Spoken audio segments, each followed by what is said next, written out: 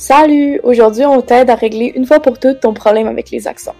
Donc, les accents jouent un rôle très important dans la langue française. Leur utilisation est souvent innée par les personnes qui ont le français comme langue maternelle. Plusieurs ont appris à orthographier les mots avec les accents, mais ne connaissent pas les règles relatives à leur utilisation. Leur ressemblance phonétique peut causer problème aux personnes qui apprennent la langue, et c'est pour cette raison que nous réalisons cette capsule.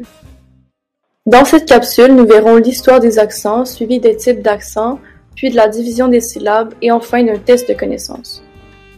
Mais dis-moi, Jamy, ça vient d'où les accents?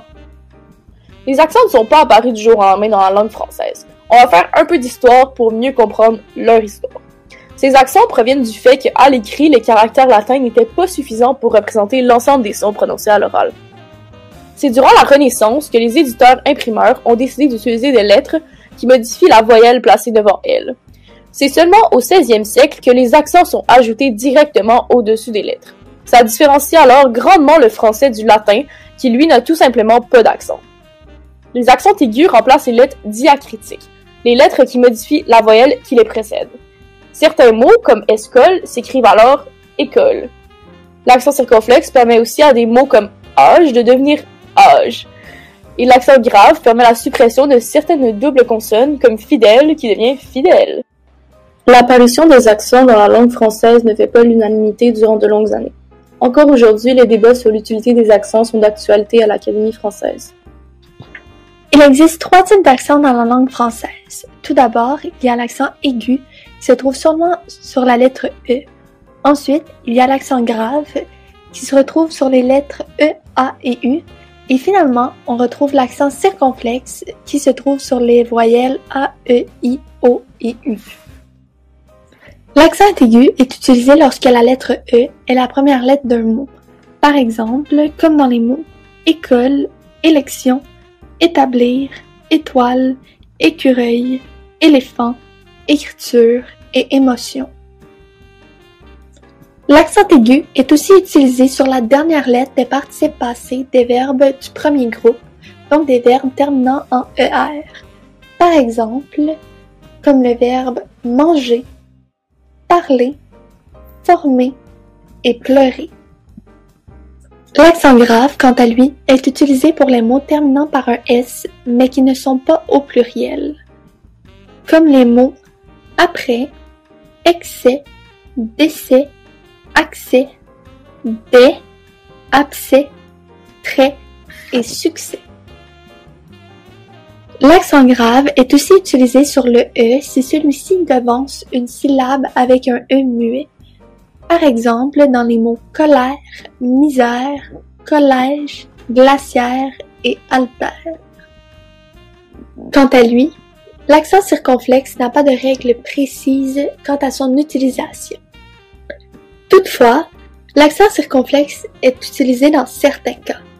Par exemple, pour démontrer un pronom possessif, comme le vôtre ou les nôtres.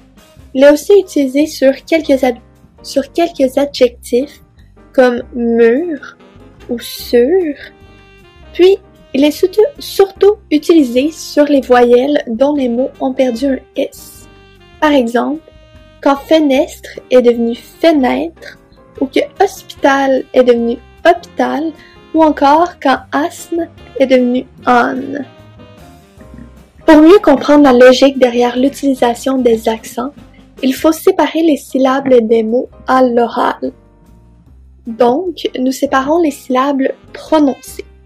Par exemple, prestige comporte seulement 2 syllabes puisque le E à la fin n'est pas prononcé à l'oral, contrairement à évaluation qui en compte 5 puisque toutes ces syllabes sont prononcées. Il existe donc un lien entre les syllabes et les accents.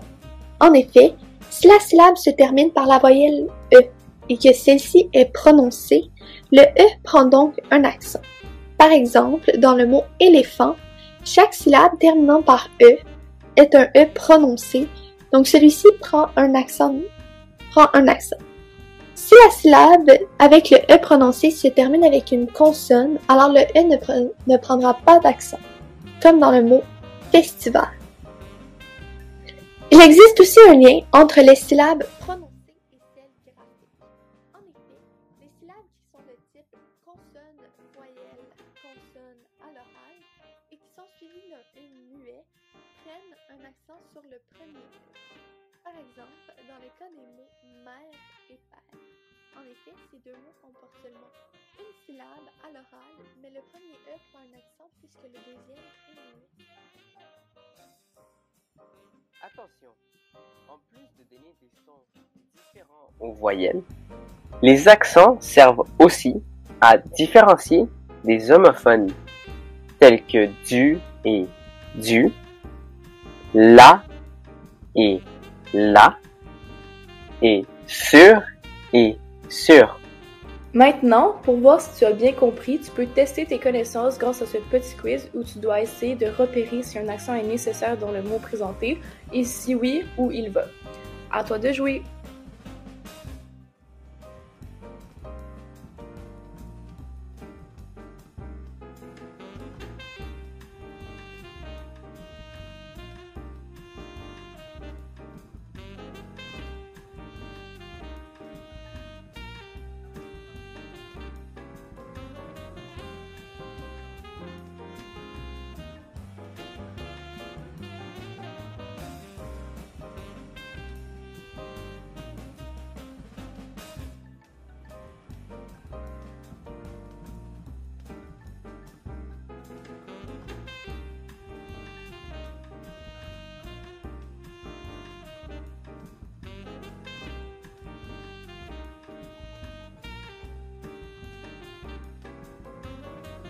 Nous espérons que cette capsule t'ait été utile et qu'elle t'ait permis de voir qu'il y a une certaine logique derrière les accents.